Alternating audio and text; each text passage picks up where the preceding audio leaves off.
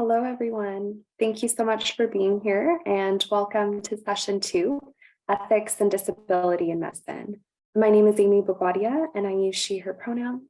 I am a medical student at Stanford University School of Medicine and I serve as co-chair of the Stanford chapter of medical students with disability and chronic illness. I am so pleased to introduce and moderate this session. As an overview, ethical dilemmas frequently arise in the care of patients with disabilities at Stanford's and at other hospitals nationwide. This session explores common ethical issues in providing accessible healthcare by discussing several complex cases.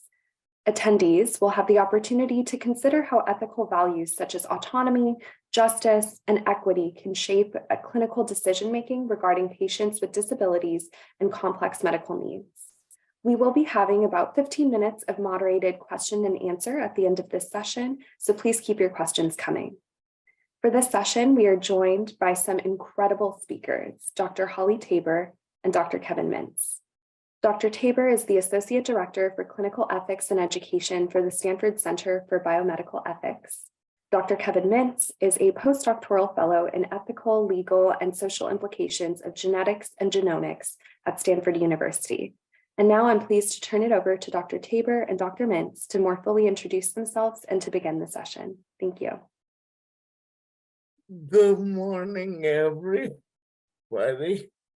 Holly and I thought it would be better for me to start, as you can probably tell.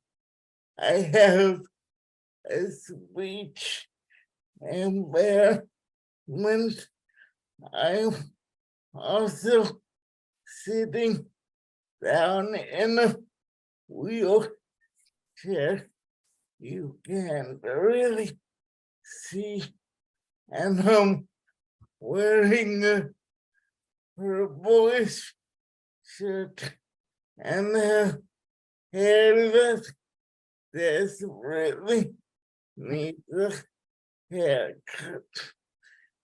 I am the first trainee with cerebral palsy at the Stanford School of Medicine, and just to bridge our two presentations, I want to highlight that as much as I love Stanford, I am largely here because Hardy is the best mentor in the world and makes things happen, accommodation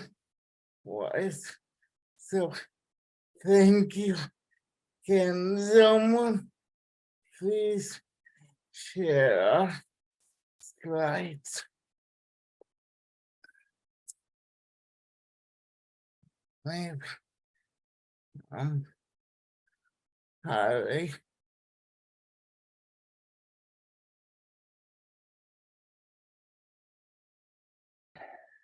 Give me 1 second. I wasn't realizing that we were going to share our slides, and thank you very much for the kind words. Give me 1 second.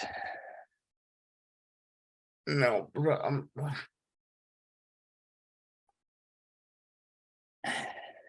I apologize.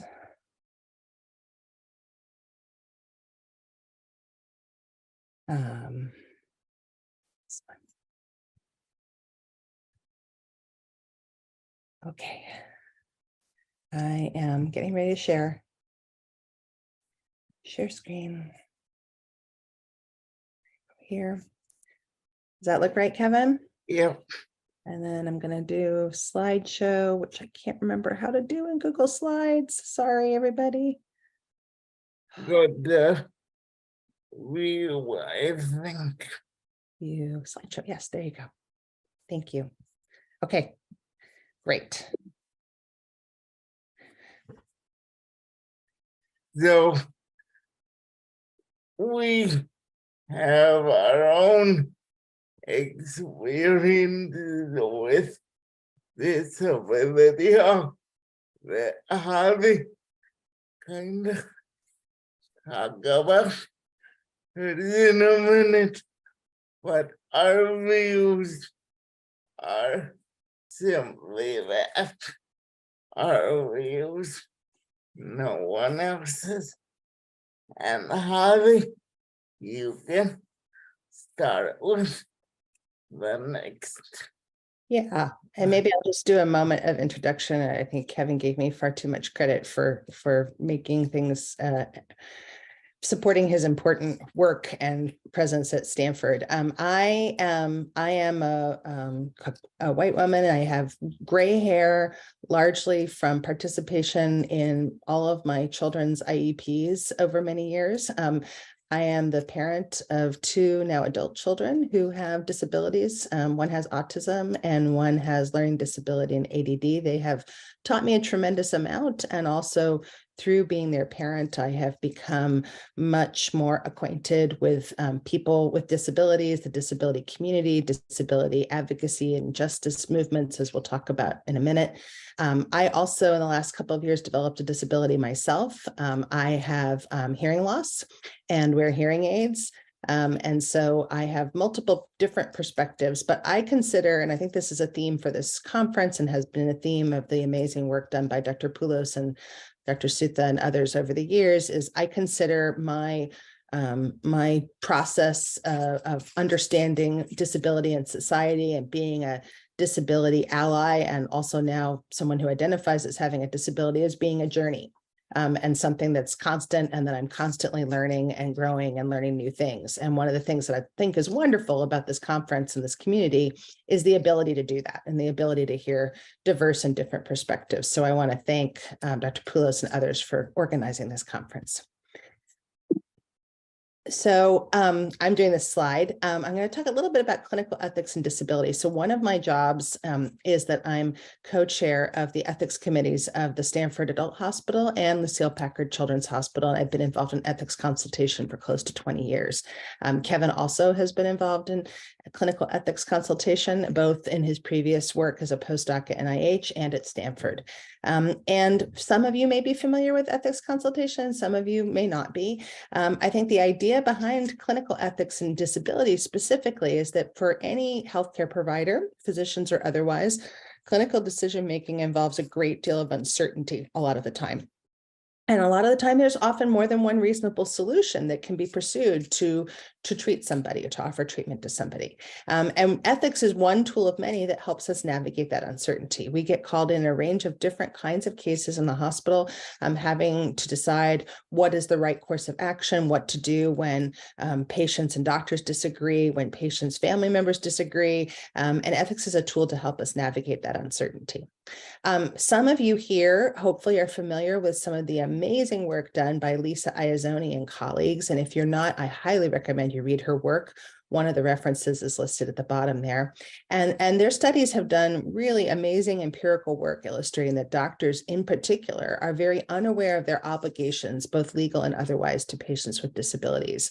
And also that they are often unfamiliar and feel unprepared for knowing how to work with patients with disabilities, and have a lot of biases in the way, both implicit and explicit, in the way that they think about their obligations and duties to care for patients with disabilities. I think this is a historical fact, but I don't think it's just in history. I think Lisa's work has shown that it's a present problem as well. And putting ethics together with a disability perspective helps us confront ableism in clinical decision-making. And so that's the underlying theme of what we're going to talk about today. I think I'm doing this slide too. So understanding structural ableism in medicine, this is something I think that when I talk about this to different audiences, including my colleagues in the Department of Medicine, my colleagues in bioethics, I think people are really shocked and they don't understand the degree of structural ableism that exists in medicine and the disparities that exist for people with disabilities. Among adults with disabilities aged 18 to 44, according to the CDC, 1 in 4 do not have a usual health care provider, and 1 in 5 have an unmet health care need because of cost in the past year. So there are barriers to actually getting care, and then there are barriers to paying for care that, are symptomatic, I think, of some of the underlying problems in our healthcare system in the United States, but are exacerbated and much worse for people with disabilities. Again, from Dr. Iazoni's work, 82% of physicians they surveyed believed that people with disabilities had a lower quality of life than people without disabilities or currently without disabilities. And about 35% knew little to nothing about their legal responsibilities under the Americans with Disabilities Act. And 71% answered incorrectly about their responsibility to provide reasonable accommodations under the ADA. And ultimately, close to 70% believe themselves to be at risk of an ADA lawsuit. So sometimes we get people in society to do things because of laws that make people feel like there may be legal threats to them if they don't comply. And it was quite surprising to me when I first read this article to see that while many physicians didn't understand their obligations, they did understand that they might be at risk of an ADA lawsuit. So this article is, I think, really important for understanding some of the scope of the problem and the work that needs to be done. There are other marginalizations that exacerbate structural ableism. So, and I think both Kevin and I feel very strongly that this has to be a part of all conversations about disability and clinical ethics and some of the disparities that people with disability face. So 30 to 50% of people killed by police have a disability.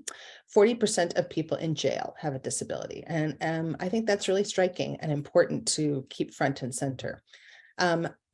Black youth represent 19% of the special education population in our K through 12 schools, but 50% of the students in special education who are incarcerated. Also important is that people with disabilities are 1.5 to 4 times more likely to be victims of non-fatal violent crimes and 2 times more likely to be victims of rape or assault. So people with disabilities are also more likely to be the victims of crime, as well as to be the victims of police misconduct and arguably also suffering at the hands of a justice system that often treats them differently and leads to them being more likely to be incarcerated.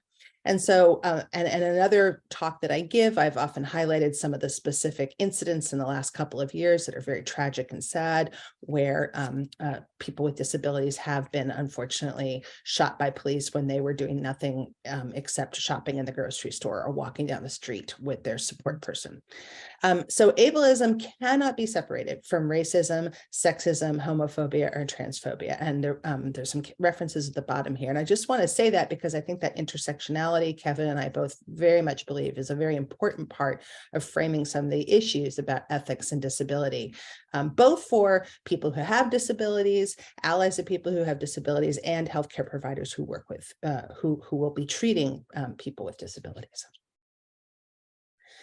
So now we're going to talk a little bit about disability rights and disability justice as ethical lenses. And Kevin is going to talk about this. So take it away, Kevin.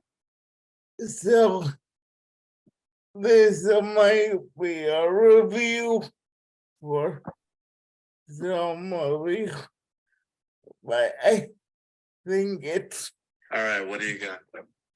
Important to go through disability rights is a framework that values individual autonomy and equality of opportunity.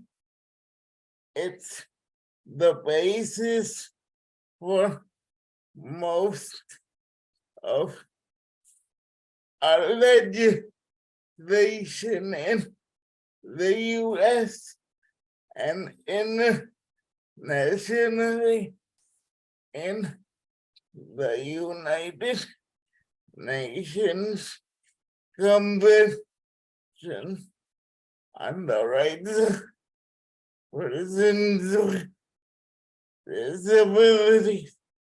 Basically, if we give people accommodations and supports, they'll be able to function on an equal playing field with everyone else in society, and for all of its strengths, the paradigm case and disability rights largely white middle class wheelchair users who needed it in the 1970s to get into buildings. The most famous of them is Judy Heumann, who sadly passed away a few weeks ago, but because of her activism and others, we have the ADA and other disability rights legislation. Next slide. As some of you may remember from last year, though, disability justice builds on disability rights to really focus on intersectionality of ableism with multiple forms of marginalization.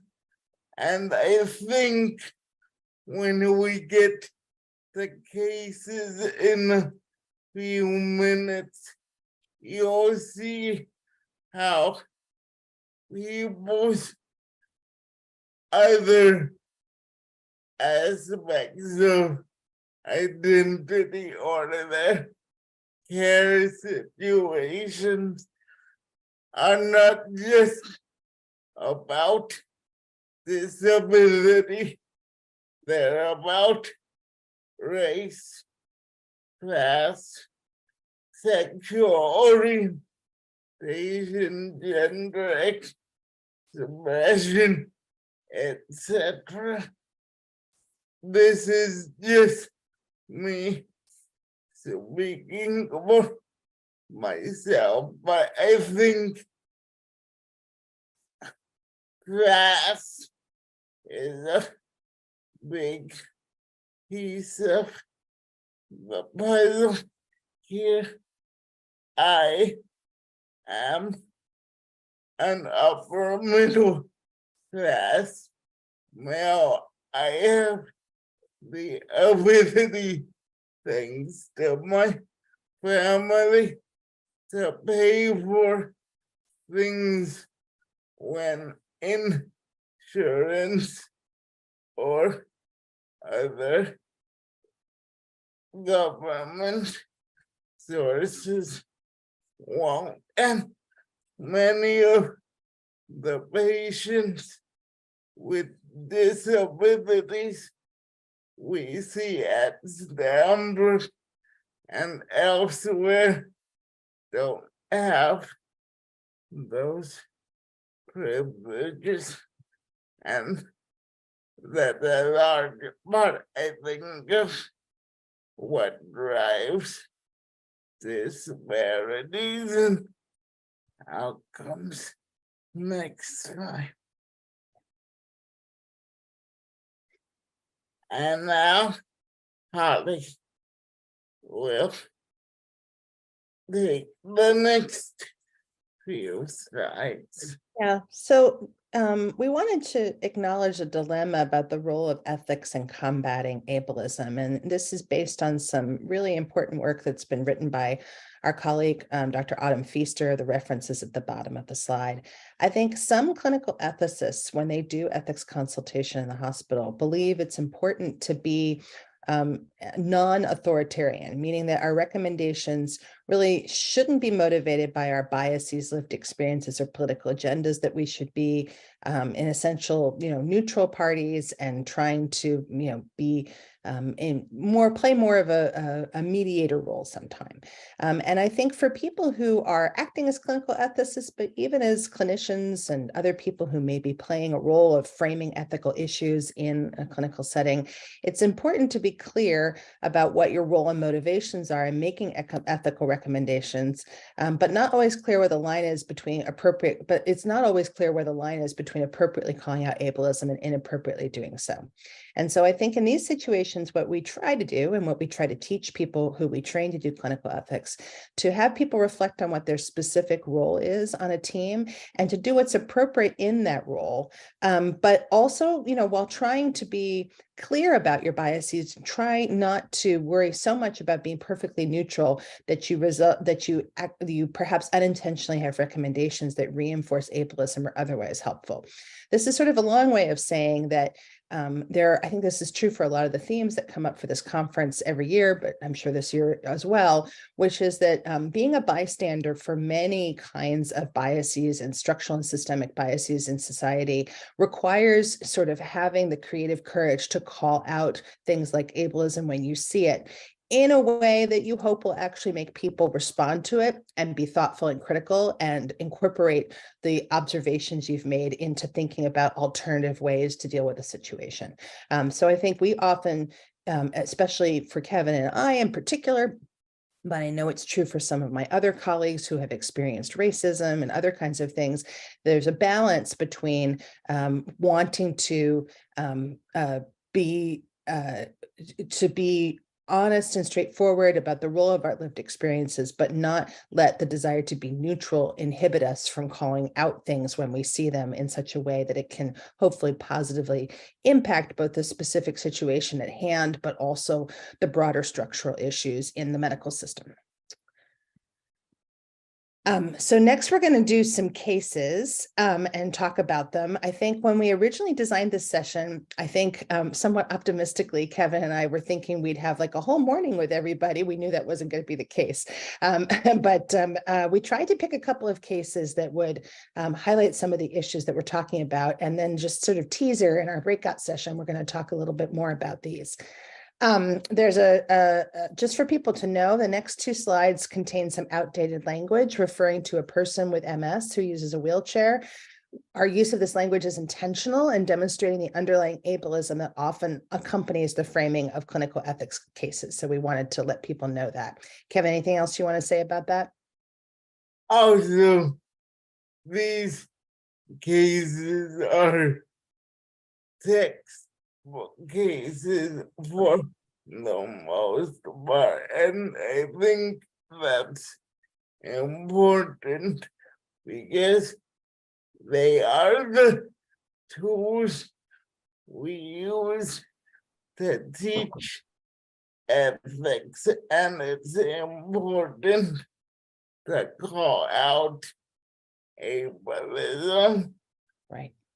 and those materials. Yeah, definitely a challenge we have in teaching ethics.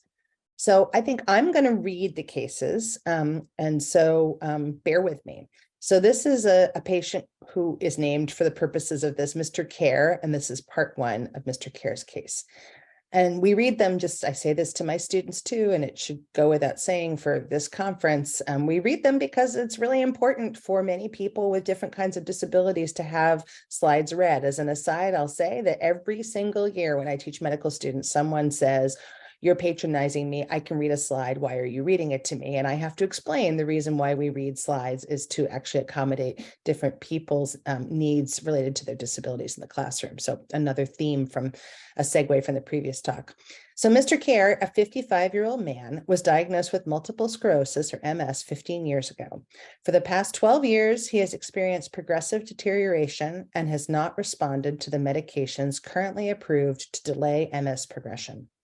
He is now confined to a wheelchair and for 2 years has required an indwelling Foley catheter because of an atonic bladder. In the last year, he has become profoundly depressed, is uncommunicative even with close family, and rarely rises from bed. He has seen a psychiatrist on several occasions who prescribed antidepressants, but Mr. Care does not take the medications consistently. His primary care physician suggests that palliative care is indicated. So again, that's a quote from a textbook, which is listed at the bottom. We maybe should have put it in quotes, but that's a quote. So this is a different version of the similar version to this of the same case. So I'm going to read this one now. Mr. Care, a 55-year-old married man with 2 adult children, was diagnosed as having MS 15 years ago. During the past 12 years, the patient has experienced progressive deterioration and has not responded to drugs currently approved to delay progression of MS. He is now confined to bed and wheelchair, and for the last 2 years has required an indwelling Foley catheter because of an atonic bladder. He is now blind in one eye with markedly decreased vision in the other. He has been hospitalized several times due to pyelonephritis and urosepsis. In the course of the last year, he has become profoundly depressed, is uncommunicative even with close family, and refuses to leave his bed. During the entire course of his illness, he has refused to discuss the issue of terminal care, saying he found such discussions depressing and discouraging. So now I'm going to go to the next. Maybe I'll do. Actually, Kevin, why don't you take over for describing what we're highlighting here, and then we'll go to the next slide. Yes. So the next few slides go through the phrases that we find particularly painful, and so confined to bed and wheelchair is really 1970s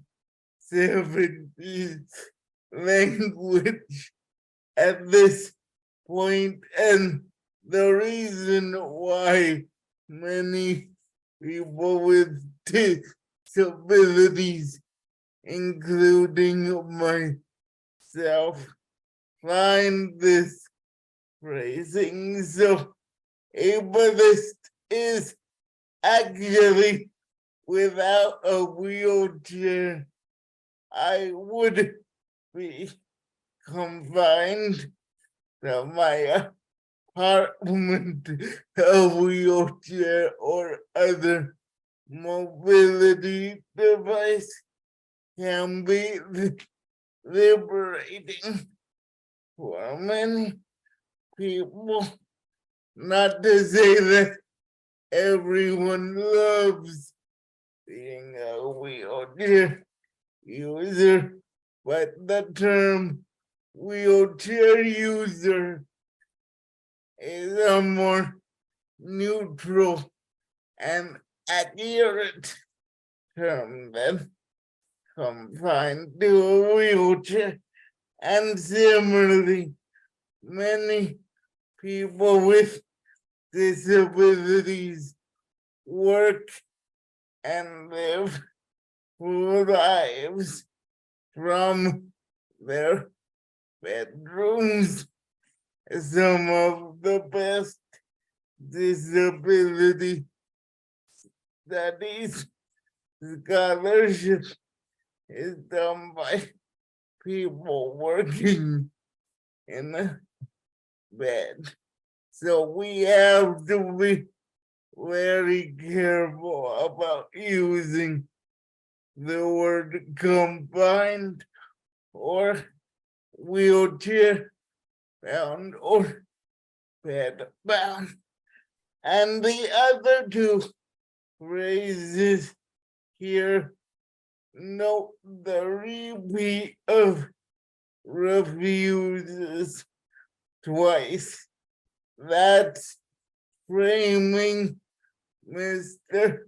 Care as a difficult or non-compliant patient, and this in and of itself might be an ableist assumption because you don't know often the motivations behind someone's quote unquote refusal to comply with what you think is best for them. And so hopefully later on we can talk about paternalism and medicine and its relationship to ableism. Next slide. Yeah. And maybe I can just add one thing, Kevin, which is, while this is from a textbook and we picked a textbook example on purpose, this is also very common kinds of language that we will see when we read a chart for a patient that we're consulted on. And so they have an issue, so-and-so's refusing X, Y, and Z. You go and read the chart, and this is the kind of language that you see even today. And then you have to think about some of the questions we mentioned on the earlier slide and how you're going to talk to people about how they're framing the challenges with this patient. Anyway, go ahead, Kevin. I went through most of this, but it's there for those looking at the slides later. I'll just point out that this particular textbook is now in its 9th edition, and no one at the publisher has ever thought to revise the ableist language, which is both not surprising and disturbing. One other thing I'll mention as well, in terms of the real world relevance of even a case, is that a previous keynote speaker to this conference, who Kevin already mentioned, Alice Wong, unfortunately had a significant hospitalization and medical challenges related to that. And she wrote an amazing journal piece, a blog about that, and she's talked about it on several NPR stories, one of which Kevin mentioned earlier. And she describes having some interactions with providers, not at Stanford, at another institution, where people viewed her refusal to do certain things, or her hesitancy to do certain things, as being difficult. And were not really willing to engage with her about her reasons for refusal or her reasons for her hesitancy. So I when we get to the Q&A, I'll try and put that in the chat. So now I'm going to read the next. How are we doing on time? I think we're okay. Amy, how are we doing on time? Yeah, we have about 6 to 7 more minutes on this before we transition to Q&A. Great, thank you. So now I'm going to read another case that we came up with, which is from another textbook. Jack, a 22-year-old with Down syndrome, has a mild intellectual disability that affects his decision-making. Presently, Jack is capable of managing some of his affairs, but not others. He has a strong network of family and friends to whom he can and does turn for help. They respect Jack's desire to remain independent while also recognizing his vulnerability. How can Jack and his support network work together so that he retains his autonomy as much as possible, but enjoys sufficient protections? And sorry, just a clarification, this is from an excellent article by Peterson, Karlowich, and Largent, rather than a textbook, but in the preeminent bioethics journal, the American Journal of Bioethics. So Kevin, why don't you talk about this slide? We adapted this case. It was originally describing a patient with early stage Alzheimer's and mild cognitive impairment, but I think it's also helpful for talking through some of the issues that might arise with patients who have intellectual and developmental disabilities, and how to promote their autonomy. So I'm going to be a boring philosopher for 2 minutes and just say that usually autonomy is viewed in terms of self-ownership and the ability to do things on one's own. I always tell my medical students to think of John Wayne and the cowboy coming in to rescue the day and then heading off into the sunset. No one lives like that, but people who have disabilities definitely don't live like that.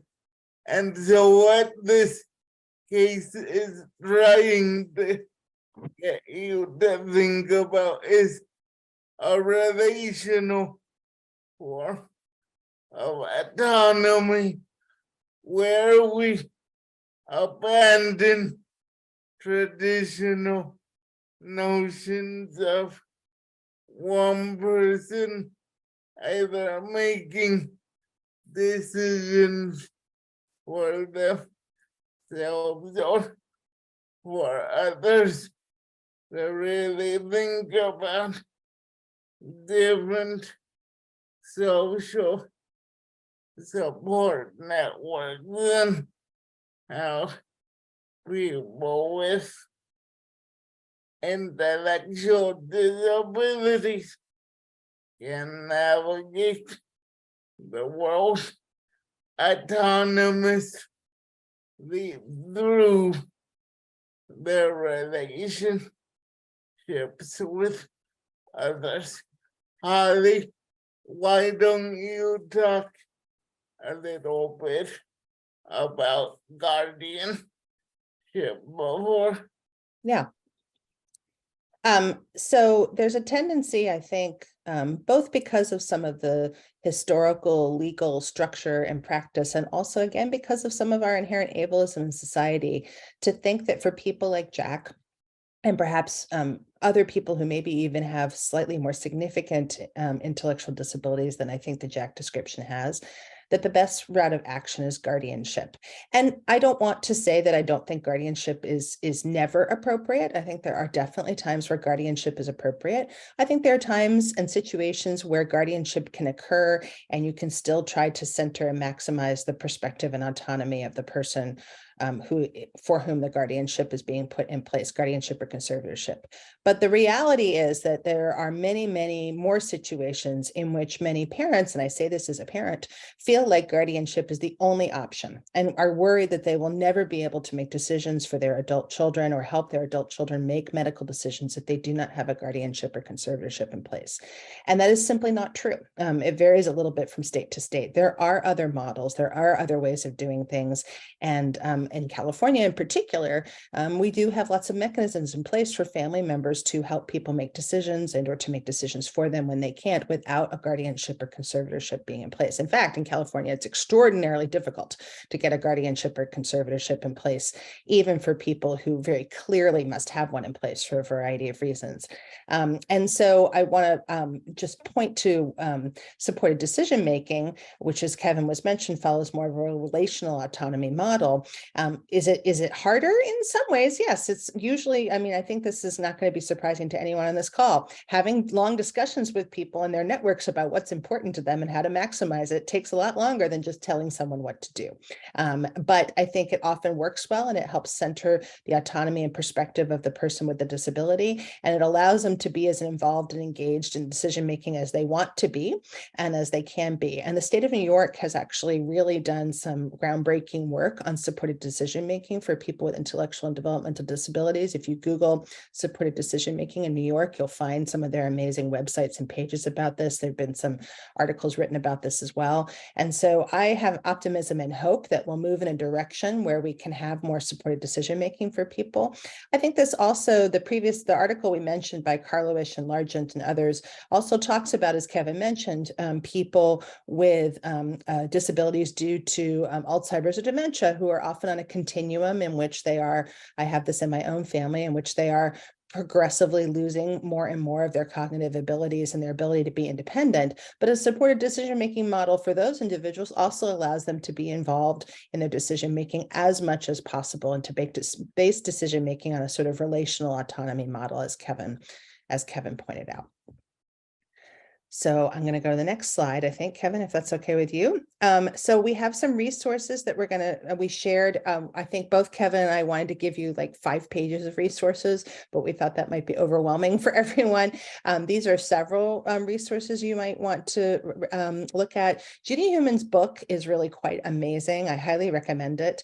If you don't feel like reading a book and a movie is more your style, Crip Camp actually is a good movie that talks a little bit about her experiences in disability advocacy and disability rights. Kevin wrote a wonderful paper that just came out last year about his experience as a person with a physical disability succeeding in clinical bioethics. I wrote a paper about a couple of years ago about autism and thinking about how we can prioritize the inclusion of perspectives of people with autism who are often marginalized. Always recommend Alice Wong's book, Disability Visibility, and she has an archive podcast that I highly recommend. Her new book is also really amazing and has, I highly recommend it. I've given it as a gift to several people. And she's done some really great work on NPR recently and on her blog talking about this experience she had with her illness and being in the ICU. I believe she's now writing also for Teen Vogue, which, if you don't follow Teen Vogue, has some really amazing, thoughtful articles and perspectives across a spectrum of different ideas. So I commend that to you as well. And with that, I think that's it for oh yes. And then please come out to our breakout sessions if you're interested in diving deeper into these cases. And we'd love to talk with any of you. So please feel free to reach out to us. And so with that, I will stop sharing, and I will try to stop sharing, and I will hand it back to Amy. Thank you.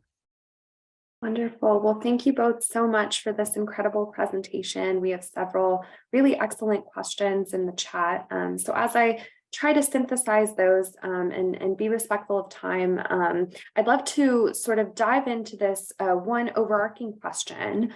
The cases that you both presented seem to be very carefully written as instructional tools, as you mentioned, with very carefully tailored narratives. So I was wondering if you could tell us more about how you navigate questions of structural ableism in cases where situations aren't as clear or formulaic. Specifically, how do you identify and correct structural ableism in cases where disability isn't the main consideration? Oh, that's a good question. Should I try Kevin first, or do you want to go first? I can go first if that will give you a few minutes to gather your thoughts. I think there are moments, even in meetings at Stanford, where a physician will say something totally unintentionally so, but be like, why can't we just do this treatment on this patient? It's in the best interest And often it's me or Harvey who actually chimes in and has to do subtle and tactful education around understanding their condition as a disability and kind of contextualizing their statements in terms of eugenic legacies or paternalism or whatnot. So it involves being present and thinking on your feet, really tactfully. Holly? Yeah, I agree with that. I think the other thing is disability, like many other features of identity, may not seem like the quote unquote, I forget what your word you used, Amy, but the main issue or the primary issue, but it's almost always a relevant issue. And the views of the people involved, including sometimes the patient. I mean, there are a lot of people with disabilities who talk about their own ableism, either about their own disability or other people's disabilities or their family members come into play. So I think one of the things we do sometimes is try to trigger people to think about what's driving this. And I think the two examples that come to mind are, I think, Alice Wong's concerns about a feeding tube when she had her last hospitalization that she documented in her blog. She had very specific concerns about that were related to her lived experience of a disability. And I think she describes, I mean, this is my interpretation of what she wrote. I wouldn't want to speak for her, but I think she describes in her blog piece feeling like the doctors were sort of urging her to do a feeding tube because it was quote unquote the right thing to do, and felt like her experiences of her lived experiences with a disability as someone who'd used a ventilation assist device for many years were really not taken into consideration. And so I think that's where disability and disability experiences and ableism have to kind of just be other pieces that come to the table in discussion.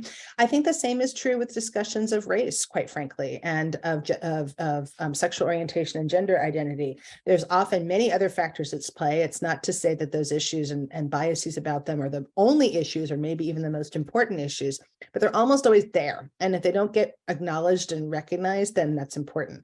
When I teach medical students and residents and fellows, I try to teach them, okay, what's your reaction to this situation? What's your reaction to this person who's in this situation? Because almost always, even among people who have disabilities, there's a sense of, okay, I'm bucketing this person into a bucket of what I think this kind of person's lived experience is. And what are you doing when you do that? And I think that's really important for everybody, especially clinicians. Another example is I have a medical student who needed to have a skin graft, and she had very strong opinions about where the donor site should be on the basis of her lived experience of being someone who was a paraplegic. And the surgeon who was doing the skin graft didn't really consult her about where she wanted the donor site to be from. And that was a classic case of it didn't seem like it was about disability and ableism, but it really was. And not asking the right questions and not asking the right questions of your own biases influence the outcome. So I think we try to, in a very in a usually non-confrontational but very straightforward way, bring the issues to the table so we can see all the issues at stake. So thank you both so much. I think you highlight some incredibly important points as it relates to intersectionality and how we can apply ethics sort of beyond the textbook and into actual clinical practice and daily life. We do have several great questions in the chat about wanting to learn more about the decision-making process of bioethicists and how that all works. As one participant said, we do strive to have a healthcare system in which rationing of care and treatments, et cetera, is not used and is not required. However, as we know from the pandemic, for example, that's not always the case. And sometimes the ideas of best use and greatest benefit are under consideration. And so in those cases, how do medical bioethicists distinguish between disability and ableism age and ageism, prognosis, and patient autonomy? Great question. Kevin, do you mind if I try and take that one first? Yeah.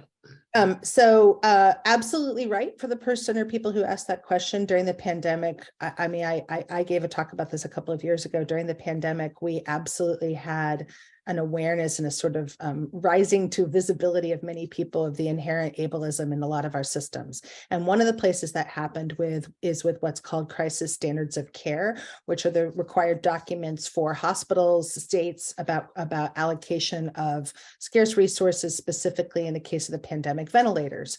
And what came to the front was that many of these crisis standards of care were inherently ableist and honestly illegal and in violation of the ADA, the Affordable Care Act, and a few others as well, Section 504, the Rehabilitation Act, in that many of them explicitly said that people with certain kinds of disabilities, particularly intellectual and developmental disabilities, would not be given a ventilator or would be deprioritized for a ventilator. And there's actually data from the pandemic that people with those kinds of disabilities did not go to the ICU as often and died more. And so we have data to show that actually happened.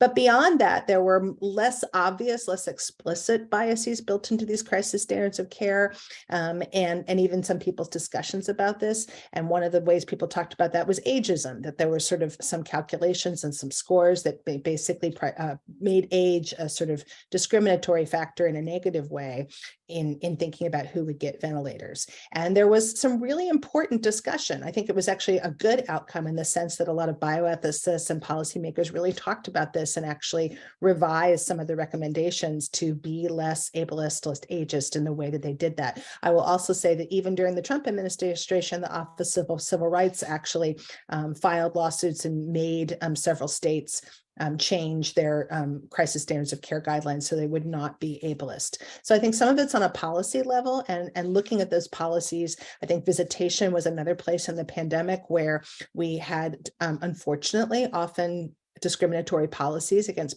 towards people with disabilities in terms of not allowing them to have support persons or family members there when they needed providers. So there were examples of that. So I think that's an example on a systems level.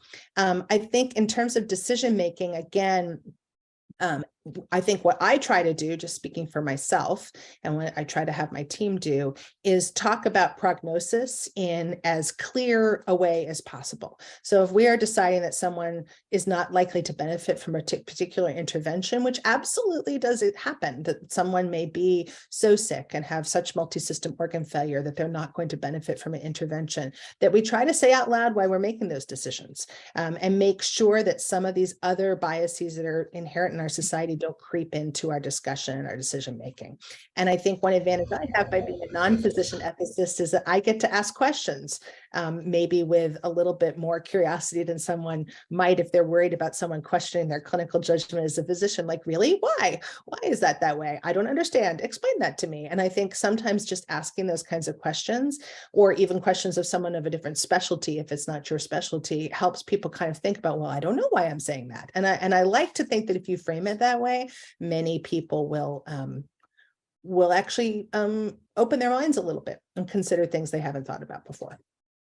So I hope that answers the question. And I'll just add that I really came of age as a young bioethicist during the pandemic, and it was so important to have both disabled and non-disabled bioethicists at the table for some of the conversations I mostly observed while I was training at the NIH. And so, but I agree with Harvey being precise in your language and reasoning and not using disability or age simply as a heuristic for other important things related to prognosis is key. Thank you both so much again, Dr. Tabor and Dr. Mintz. And excellent timing as it's now 10:10 in the morning Pacific time. So we'll go ahead and transition to a 10-minute break, after which we will hear from some incredible speakers on our next panel about disability identity and activism in medical social media communities. But again, I just want to take this time to thank Dr. Tabor and Dr. Mintz for your incredible insights. And we hope that you all are able, if you're interested in joining the breakout discussions later today, Dr. Tabor and Dr. Mintz will be here discussing some more ethical cases. So thank you so much. Thank you. Thanks, everybody.